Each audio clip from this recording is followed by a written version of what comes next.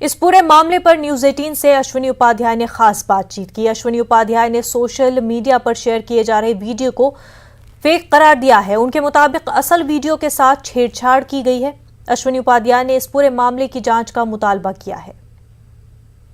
इस वक्त की बड़ी खबर आपको बता दें, जम्मू कश्मीर से इस वक्त की अहम खबर आपको बता रहे हैं। अनंतनाग में मिलिटेंटों की फायरिंग, शौहर और बीवी पर की मिलिटेंटों ने फायरिंग।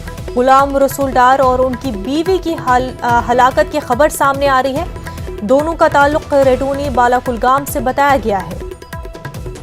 तो जम्मू कश्मीर से आपको इस वक्त की बड़ी खबर बता रहे हैं, जहां पर मिलिटेंटों ने 2 लोगों को हलाक किया है। शौहर और बीवी पर मिलिटेंटों ने फायरिंग की। गुलाम रसूल डार और उनकी बीवी की हलाकत की खबर सामने आ रही है। दोनों का ताल्लुक रेडूनी बालाकुलगाम से बताया गया है।